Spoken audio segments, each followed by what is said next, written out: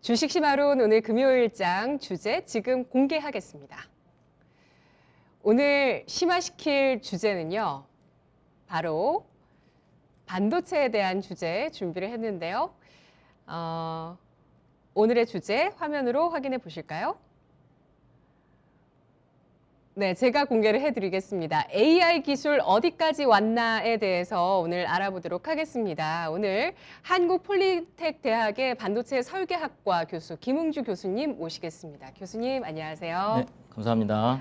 네, 반갑습니다. 그때 저희가 네. 반도체 특집으로 8월에 뵀었어요. 네, 반도체주가 급락을 하면서 뵀었는데 이제 앞으로 정기적으로 저희 시간에 반도체 또 가르쳐 주시러 나오신다고 해주셔서 감사합니다. 네. 네, 초대해 주셔서 감사합니다.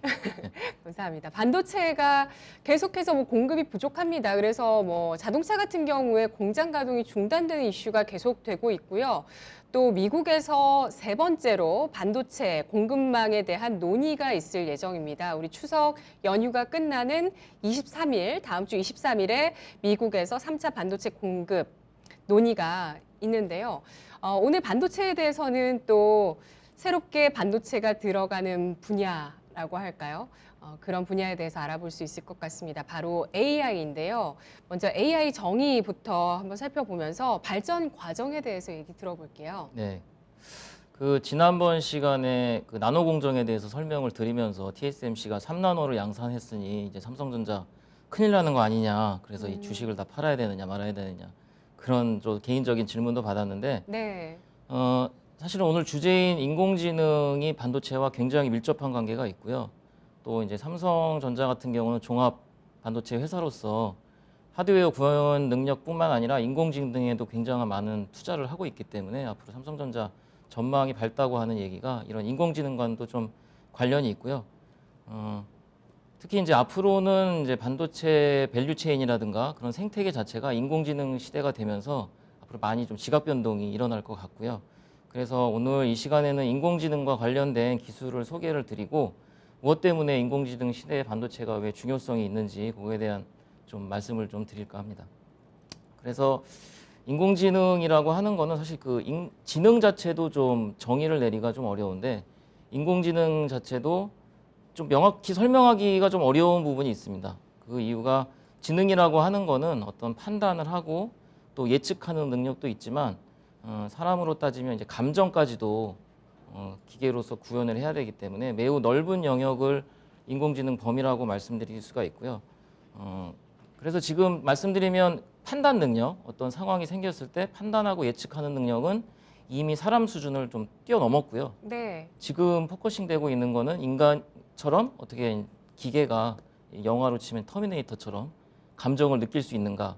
터미네이터 영화도 보시면 터미네이터가 마지막에 그 주인공이 눈물을 흘릴 때 내가 기계지만 그 눈물의 의미를 알 수 있을 것 같다. 그러면서 이제 끝나는데 그것처럼 지금은 거의 이제 감정까지 인공지능이 느낄 수 있는 그런 상황이 됐고요. 또 하나 말씀드리면 이제 얼마 전에 알파고 얘기는 잘 아실 테고 또 실이라고 해서 2011년도에 아이폰 4S에 적용된 개인 서비스, 개인 비서 역할을 하는 건데 그때 이제 굉장히 유명한 일화가 있습니다. 그 한국인 사용자가 독도는 일본 땅이 아니지라고 물었는데 그 인공지능이 아닐걸요라고 이렇게 대답을 했습니다. 네. 굉장히 시사하는 바가 크죠. 뭐냐면 되게 기계라고 하는 거는 yes 또는 no라고만 대답을 해야 되는데 yes도 아니고 no도 아니고 약간 no에 가까운 대답을 사람처럼 하는 그런 게 굉장히 좀 유명했고 또 일본 소프트뱅크라는 회사에서 페퍼라고 하는 로봇을 또 만들었는데 좀 광고에서도 좀 보실 기회가 좀 있었겠지만 어떤 사람이 굉장히 좀 디프레스돼서 좀 이렇게 슬퍼하니까 그 인공지능이 와서 뭐 슬퍼하지 마세요, 뭐 잘 될 거예요 이런 또 그런 광고도 있었고 실제로 요 페퍼라는 로봇은 지금 일본에서도 팔리고 있는데 네. 3년간의 거의 임대료만 해도 1,200만 원이 넘는데도 불구하고 일본은 이제 혼자 사시는 분이 많다 보니까 네. 이런 인공지능에 대한 로봇 수요도 많고요. 또 최근에는 인공지능이다 보니까 어떤 그 두뇌 역할을 하는 부분에 알고리즘을 심어줘야 되는데 거기에 IBM 인공지능인 이제 왓슨이라고 하는 그런 인공지능이 탑재가 결정되면서 앞으로 굉장히 많이 활용이 될 걸로 예상이 되고 있습니다. 네, 그리고 또 이제 인공지능에 대해서 좀 자세하게 그 역사에 대해서 좀 살펴보면요, 좀 제가 준비한 자료가 있는데요. 인공지능의 시작은 한 1950년대로 좀 거슬러 올라갈 수가 있고요. 그때 다트머트 컨퍼런스라는 데서 그 당시에 이미 한 50년도니까 한 80년대 들어서면 기계가 인간처럼 모든 활동을 할 것이다라고 예측을 했지만 네. 그 당시에 이제 하드웨어 사양이라든지 어떤 알고리즘, 그다음에 연산 같은 것들이 좀 많이 부족했기 때문에 사실 그렇게 나오다가 잠깐 좀 침체기, 저희는 이제 인공지능의 겨울이다 그렇게 얘기를 했었고요. 그랬다가 70년대쯤에 이제 또 전문가 시스템이 도입이 되면서 또 인간이 이제 룰을 만드는 방식을 기계한테 한번 학습을 해보자 그랬고, 또 이제 본격적인 인공지능이 좀 많이 연구가 된 건 이제 1980년대 인간의 뇌 기능과 동일한 그런 신경망 연구를 다시 한번 해보자 그러면서 힌튼 교수가 2006년도에 그 딥러닝이라고 하는 알고리즘을 개발을 하면서 부활을 했고, 그래서 이제 2012년도에는 그런 딥러닝을 이용해서 고양이와 개를 구별한다든지 그다음에 바둑 승부를 한다든지 또 지금 같은 경우는 뭐 스마트폰에는 당연히 인공지능 기능이 들어가 있고요. 가전뿐만 아니라 뭐 다음에도 또 이제 소개해드리겠지만 자율주행차, 그리고 또 이제 스피커, 이어폰 같은 경우에도 주변 노이즈를 제거하는 기술들, 이런 부분에 많이 실현이 되고 있어서 바야흐로 이제 인공지능 시대가 본격적으로 도입이 됐다, 그렇게 좀 말씀드릴 수가 있을 것 같습니다. 네. AI 관련해서 딥러닝이란 개념도 나왔고요. 그리고 또 AI 스피커가 저는 그 AI가 생활 속에 좀 들어왔던 네. 개념 중에 중요한 개념이 아니었을까 생각이 드는데, 스마트폰이라든지 자동차 등등 이미 우리는 AI 기술을 경험하고 있다고 설명을 해주셨습니다. 말씀을 쭉 들어보면서 로봇이 AI인가? 라는 생각도 들고, 네. 이 소프트웨어 자체를 AI라고 이야기하면 되겠지? 라는 생각도 좀 드는데요. 좀 더 자세히 알아볼게요. AI의 원리에 대해서 설명을 해주시죠. 네, 또 제가 또 준비한 자료가 있는데 한번 같이 보시면서 설명을 드리겠습니다. 그 인공지능에서 가장 중요한 거는 일단 학습 기능이거든요. 네. 우리가 이제 어릴 때부터 태어나서 어떤 사물을 보고 개인지 고양인지 판단을 한다든지 아니면 뭐 맛에 대한 기준도 다르고 이제 그렇게 되는데, 그 이유가 우리가 이제 사람이 생활하면서 주변에 어떤 데이터들을 이제 받아들이느냐, 그거에 따라서 판단하는 능력들이 달라지게 되는 거고요. 그래서 그 위에서 보시는 거는 이제 사람의 실제 뇌 구조를 보여드리고 있는 건데요. 네. 실제 사람의 뇌는 1000억 개 이상의 뉴런이라고 하는 핵심적인 세포가 있고요. 그 뉴런이 100조 이상의 스냅스를 통해서 서로 다른 뉴런들과 연결이 돼 있고, 그럼 이제 입력들은 뭐 덴드라이트라고 하는 수상돌기를 통해서 어떤 외부로부터 전기적 자극이 들어오면 그거를 축색돌기라고 하는 액션을 통해서 다른 뉴런으로 출력되고 하게 되는데, 이런 과정들이 다 어떤 데이터에 의한 학습이라든가 또 그런 학습된 데이터를 또 수정하고 반복되고 또 없어지기도 하고요. 그런 반복을 거쳐가면서 인간의 뇌가 완성이 되는데, 결국은 이런 인간의 뇌를 실제 기계로 구현하려면 소프트웨어라든가 하드웨어가 굉장히 중요하고요. 일단은 여쭤보신 대로 소프트웨어적으로 봤을 때 인공신경망이라고 하는 거는 어떤 시스템을 모델링하는 게 굉장히 중요하거든요. 그래서 네. 수학적으로 그러니까 우리가 이제 수학을 배우는 가장 큰 목적이 어떤 시스템을 모델링하기 위해서, 또는 내가 가지고 그 있는 말씀은 공식을 말씀하시는 거예요? 수학 공식? 그렇죠. 아, 지금 뭐 어떤 뭐 경제도 그렇고 네. 주식도 그렇고 어떻게 보면 수학적으로 이게 다 모델링이 가능하거든요. 수학을 모델링하는 방법에는 뭐 비선형 방식도 있고요. 그다음에 뭐 선형이라고 하는 거는 우리가 예를 들어서 구구단 같은 거는 선형이고요. 예측할 수 있는, 누구나 예측할 수 있는. 근데 비선형은 예측이 좀 불가능한 그런 것들이 비선형 수학이라고 하고요. 또 하나는 또 이제 매트릭스라고 해서 이제 수학에서 행렬이 굉장히 중요한데, 그런 행렬 기법을 통해서 또 시스템을 모델링할 수가 있습니다. 그래서 방금 전에 또 보여드린 그림 중에서도 보시면은요, 지금 인공신경망은 이제 좌측 아래에서 보는 것처럼 58년도에 이미 프랭크 로젠블레트라는 분이 퍼셉트론이라고 하는 선형 분류기를 제안을 했고요. 얘는 이제 어떤 입력이 들어오면 그 입력하고 어떤 가중치를 더해서 어떤 강한 입력이 들어오면 그 부분을 더 강화하고, 데이터가 좀 약하면 그 부분을 좀 줄이고 해서 나중에 이제 그런 어떤 액티베이션 펑션에 의해서 최종 분류하는 단계가 이루어지게 되거든요. 그래서 우리 삶도 어떻게 보면 이제 아침부터 일어나서 잘 때까지 거의 선택의 연속이거든요. 어떤 옷을 입을지, 네. 어떤 차를 탈지, 그런 것들이 다 학습에 의한 이런 인공신경망 뉴런에서 학습된 데이터들에 대해서 우리가 판단을 하게 되는데, 인공지능도 같습니다. 근데 이제 처음에 나온 로젠블레트의 이런 제한된 알고리즘 자체는 단순히 이제 AND 또는 OR 연산만 가능하고요. 가장 이제 사람이 판단할 때도 적용이 되는 익스클루시브 OR, 그러니까 서로 다른 입력이 들어왔을 때 판단에 대해서는 수행이 안 됐는데 그 한계가 86년도에 우측에 보시면 맥클란드라는 사람이 그 병렬 처리라고 하는 그런 굉장히 중요한 제어 분야에서 굉장히 중요한 이런 거를 학문을 좀 제안을 했는데 여기에 가운데 이제 히든 레이어라고 해서 익스클루시브 OR까지 계산이 가능한 히든 레이어가 추가가 됐고 이 부분에 대한 또 문제가 있습니다. 사람은 반복 학습을 통해서 과거에 자기가 잘못된 걸 고치는데 네. 지금 제한된 구조는 고치는 부분이 없어서 최근에 이제 딥러닝이나 이런 그 향상된 알고리즘에서는 학습하고 내가 출력을 낸 다음에 그거를 다시 피드백 받아서 수정해 나가는 단계로 해서 거의 사람의 인지 능력과 거의 유사한 단계까지 올라가 있는 상태입니다. 네. 결국에는 인공지능은 인공신경망을 통해서 기계가 학습한다는 것을 이야기하는 걸까요? 네, 맞습니다. 오. 학습을 하고 어떤 예상치 못한 입력이 들어왔을 때 네. 학습된 데이터를 바탕으로 스스로 판단하는 음. 그런 거를 인공지능이라고 한다. 그렇게 말씀드릴 수가 있습니다. 네. 판단뿐 아니라 인간이 느끼는 감정까지도 포함하는 것이 바로 인공지능이라고 합니다. AI, 이것을 수행하는 반도체 칩에 대해서 알아볼게요. 아무래도 네. 투자자분들은 이 내용을 아시는 게 그렇죠. 중요하시겠죠? 네, 네. 그래서 이제 얼마 전에 그 이세돌과 알파고의 대전이 있었는데 그 재밌는 자료를 좀 준비했는데요. 같이 한번 좀 봐주시면은요. 네. 이세돌과 알파고. 얼마 전이라고 하기엔 벌써 2016년도 5년 전. 때 얘기죠. 네, 네.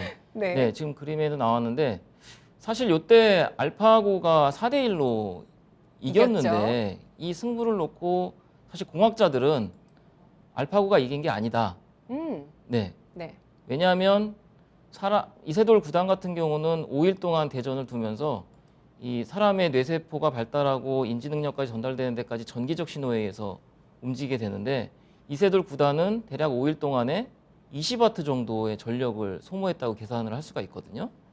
근데 지금 보시면 알파고 같은 경우는 CPU, 센트럴 프로세싱 유닛은 1202개를 사용을 했고 그래피컬 프로세싱 유닛이라고 해서 굉장히 이제 분산 처리에 필요한 이런 프로세싱은 176개를 사용을 해서 결국 전력적으로 따졌을 때 50kW, 50kW가 어느 정도냐면 최근 인버터 디지털 에어컨으로 가정을 했을 때 한 이틀 정도 풀로 가동했을 때 그런 전력 소모량을 했기 때문에 거의 뭐 몇백 배 이상의 전력을 소모를 했기 때문에 이거는 공정한 사실은 승부라고 할 수 없다. 그래서 근데 이 그림을 보여드리는 이유는 최근에 인공지능이 좀 추구하는 바는 뭐냐면 사람과 같은 그런 인공지능적인 능력은 이미 달성을 했기 때문에 어떻게 하면 사람만큼 전력 소모를 줄일 것이냐.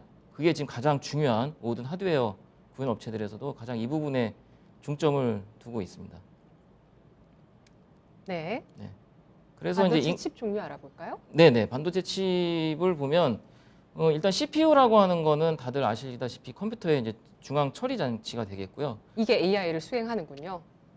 AI를 수행을 했었는데 네. 좀 많은 한계가 있었습니다. 그 이유는 이제 CPU라고 하는 거는 직렬 처리 연산을 하는 거고요. 어떤 연산이 들어오면 그냥 직렬적으로 하나 프로세서에서 돌아가는 걸 CPU라고 하는데 GPU는 원래 이제 그래픽 처리를 위해서 엔비디아에서 처음 제창을 했는데 GPU 같은 게 어떤 식으로 처리가 되냐면 어떤 연산이 들어왔을 때 그 연산을 직렬로 처리를 하는 게 아니라 동시에 병렬적으로 처리를 하는 거가 되고요. 근데 뭐 CPU가 좋다, GPU가 좋다는 딱 구분하기가 어렵습니다. 어떤 데이터가 들어오냐에 따라서 그 상황에 따라서는 CPU가 빠를 수가 있고 GPU가 빠를 수가 있는데 좀 이해하기 쉽게 하나의 예를 들면 CPU 같은 경우는 굉장히 빠른 비행기가 이 나라에서 저 나라로 물건을 실어 나르는 그런 상황. GPU 같은 경우는 열차인데 열차 같은 경우 비행기보다 어마어마한 양을 데이터로 실을 수가 있기 때문에 결국은 비행기와 열차가 얼마만큼의 거리를 왔다 갔다 하냐로 결국 이제 효율을 따질 수가 있잖아요. 그래서 뭐 CPU가 인공지능에서 나쁘다 좋다를 따지기 이전에 과연 인공지능에서는 CPU보다는 GPU가 좀 더 적합하다라고 좀 말씀을 드릴 수가 있고요. 그래서 네. 인공지능이 이제 가능하게 된 현재 시점에서 과거에 뭐 50년대부터 쭉 시작이 됐지만 가능하게 된 이유는 크게 좀 세 가지로 요약이 될 수가 있고요. 첫 번째는 현재는 이제 IoT라든가 이런 인터넷을 통해서 인공지능 자체가 어마어마한 양의 학습 데이터를 일단 확보가 가능해졌고요. 뭐 CCTV라든가 모든 우리 주변의 모든 데이터들이 다 인공지능이 다 지금 학습하고 있거든요. 그거라든가 또 하나는 방금 말씀드린 대로 CPU를 넘어서 GPU라고 하는 고속 연산이 가능한 이런 범용적인 하드웨어가 등장을 했고, 또 하나는 연구자들에 의해서 굉장히 다양한 알고리즘이 그렇게 만들어져서 지금 인공지능이 거의 현실화가 됐다. 이렇게 좀 말씀드릴 수가 있을 것 같습니다.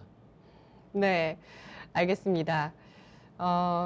AI를 처리하는 데는 일단 GPU가 더 적합한 네. 반도체라고 말씀을 해주셨고, 그 밖에도 ASIC, FPGA, 그리고 NPU, TPU 등등이 있는데요. 네. 우리 시청자분께서 투자자의 관점으로 딱 질문을 하나로 딱 요약을 해주셨어요. 네.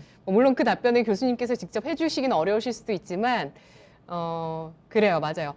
그 AI는 딥러닝 방식으로 가고 있는데 소비 전력이 많으니까 효율성을 높이는 방법을 찾고 있다. 그래서 효율성을 높이는데 어떤 기술을 접목해야 될 텐데 그 기술을 만드는 회사가 어디일까요? 네, 이렇게 네. 맞아요. 그런 회사를 찾으면 좋은 투자처가 될 수 있겠죠. 네. 한번 이 시간에 좀 나오는지 한번 찾아보도록 하겠습니다. 네. AI 반도체 시장 규모에 대해서 알아볼까요? 네, 네. 넘어가 네. 볼까요, 교수님? 네, 그래서 좀 네. 준비한 자료가 있는데요. 예. 우선은 그 다양한 종류의 인공지능 프로세서들이 좀 있고요. TPU라든가 뭐 NPU, 예. 그거는 이제 어떻게 보면 특정 회사에서 인공지능을 위해서 만든 어떤 그런 범용적인 이름에 해당할 수가 있고요. 그 좀- 회사가 어디? 뭐 인텔 같은 경우가 예. 있고요. 네. 그다음에 뭐 방금 말씀드린 NVIDIA 같은 엔비디아. 경우는 GPU가 이제 메인 주력 제품이고요. 예. 또 하나는 이제 방금 말씀드린 ASIC, ASIC이라고 하는 분야가 나오기 전에 그 혹시 그럼 자료가 좀 준비됐는지 모르겠는데 CPU랑 GPU랑 뭐 FPGA랑 이런 비교할 수 있는 자료가 좀 준비가 됐는데요. 그 중에서 좀 지금 당장 현재 시점에서 좀 눈여겨볼 만한 거는 지금 나왔는데, 그 중에서 좀 FPGA 쪽을 좀 주력적으로 하는 회사들이 굉장히 좀 앞으로 현재 시점에서는 굉장히 좀 그 투자 가치가 있지 않나 그렇게 좀 생각이 듭니다. 이유는 뭘까요? 그 이유는 그 아래 그림에서 나오시는 것처럼 CPU가 보다는 GPU가 좀 더 인공지능에 최적화되었다고 좀 말씀드릴 수가 있지만, GPU조차도 연산을 위해서 필요한 주기억 장치라든가 제어 장치, 그다음에 뭐 지금 초록색으로 표현이 됐는데 뭐 그런 메모리 같은 것들이 다 분리가 돼 있고요. 이런 구조를 우리가 컴퓨터 아키텍처에서는 폰 노이만 구조라고 하는데, 이렇게 각각 필요한 구성 요소들이 분리가 돼 있다 보니까 인공지능을 처리하려면 굉장히 서로 간에 왔다 갔다 많이를 해줘야 되는데, 네. 그런 데 있어서 좀 병목 현상이 생길 수가 있고요.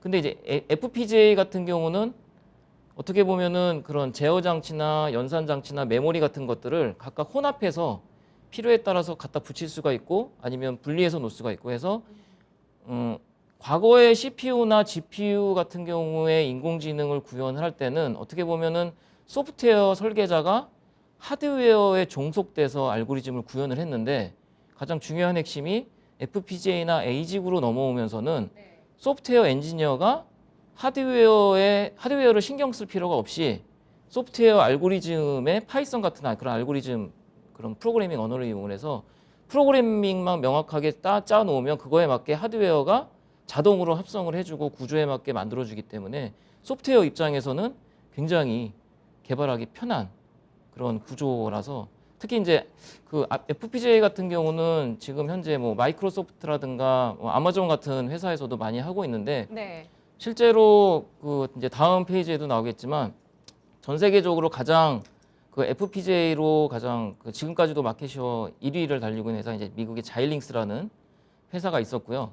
그 다음에 자일링스와 더불어 알테라라고 하는 미국 회사가 이제 양분돼 있었는데, 그 FPGA 시장이 약간 좀 침체기였습니다. 왜냐하면 FPGA 자체가 이런 좀 굉장히 좀 플렉서블하고 또 범용적인 그런 게 있는데 좀 가격이 좀 고가이다 보니까 좀 약간 제약적인 측면이 있었는데, 최근엔 지금 준비해 주신 표에는 자일링스 대신에 마이크로소프트와 아마존이 네, 들어가 그리고 있어요. 이제 그 다음 페이지에도 좀 이제 나오는데, 저거는 예. 이제 지금 보시면 뭐 애플 같은 회사도 있고, 그다음에 스냅드래곤, 그다음에 뭐 비주얼 코어, 구글 TPU 같은 이런 거는 이제 자체적으로 에이직화해서 그런 프로세스를 만든 거고요. 그 다음 페이지에 보시면 이제 인텔에서 만든 어떤 그 프로세스, FPGA 기반의 그런 프로세스, 또 그 자일링스에서 만든 자체 인공지능을 위한 전용 FPGA 프로세서들이 지금 출시가 되고 있는 상황이고요.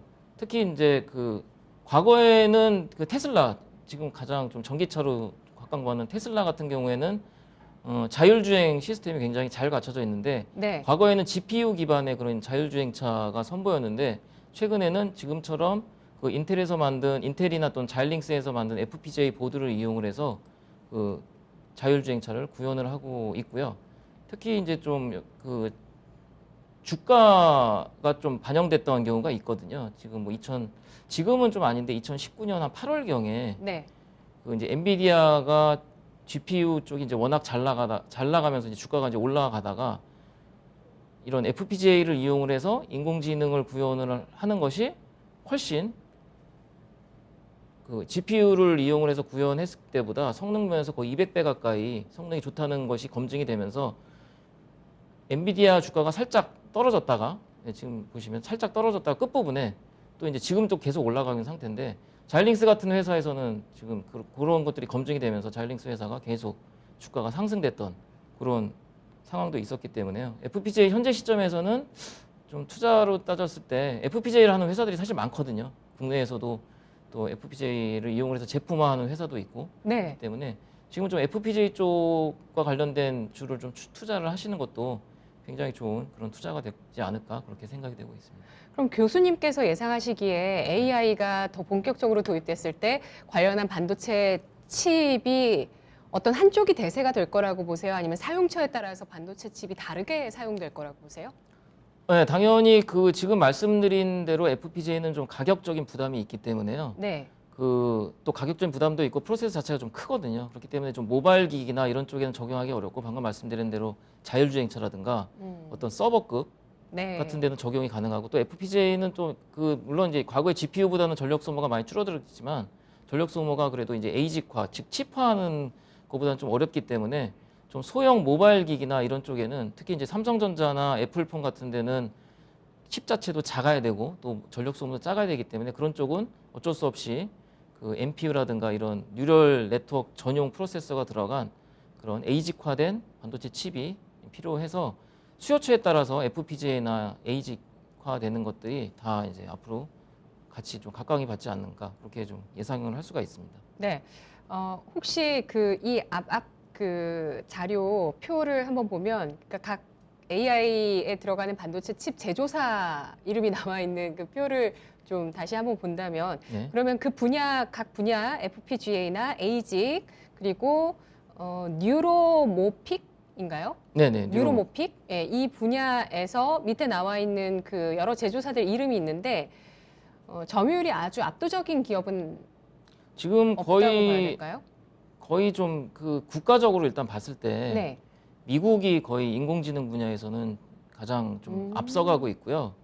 또 하나 좀 눈여겨볼 만한 사항은 중국이 인공지능 분야에서 굉장히 많은 투자를 하고 있어서 네. 인공지능이 사실 많습니다. 뭐 그 우리 인터넷 할 때도 인공지능이 쓰이고 그다음에 자율주행차에도 쓰이고 근데 가장 지금 현재 인공지능이 많이 쓰이는 분야가 어떻게 보면 그 어떤 이미지 인식 시스템인데 이미지 인식 분야에서는 중국이 가장 독보적으로 앞서고 있고요.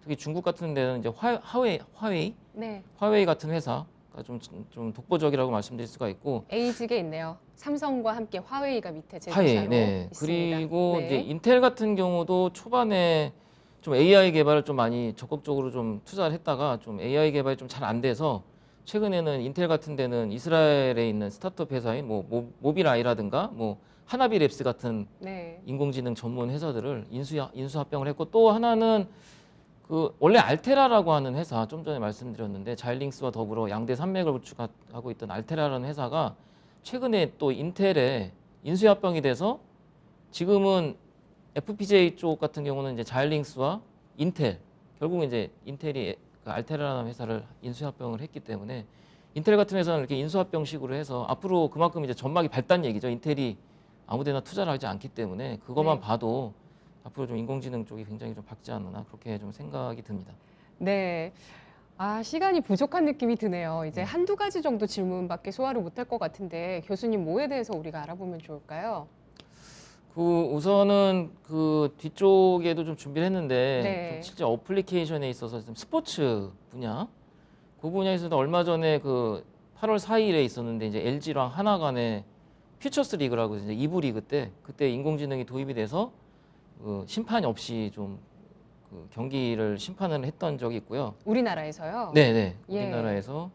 근데 이제 단 하나 단점은 실제 심판이 했을 때보다 한 2초 내지 3초 정도 좀 늦게 심판을 하다 보니까 아직은 좀 근데 이제 굉장히 좀 그때 좀 이슈가 있었고요. 또 하나는 지금 게임 쪽에 있어서도 우리나라에 보면 뭐 넥슨이나 넷마블, NC소프트 같은 회사가 굉장히 그 연합을 해서 뭐 리니지 게임이라든가 뭐 RPG 게임 이런 쪽에 굉장히 많은 인공지능 또 투자를 하고 있고 개발을 하고 있고요. 게임 쪽에서도 앞으로 인공지능 투자를 게임사에서 하는 건 어디에 대한 투자인가요? 소프트웨어의 투자인가요? 소프트웨어에 대한 투자고 또 자체적으로도 서버라든가 그런 게임 데이터를 돌리기 위해서는 서버도 굉장히 많이 중요하기 때문에 네. 동시에 다 하드웨어 분야뿐만 아니라 소프트웨어 분야에 다 투자가 되고 있습니다. 네. 그다음에 또 하나는 이제 헬스케어 쪽도 굉장히 중요하고요.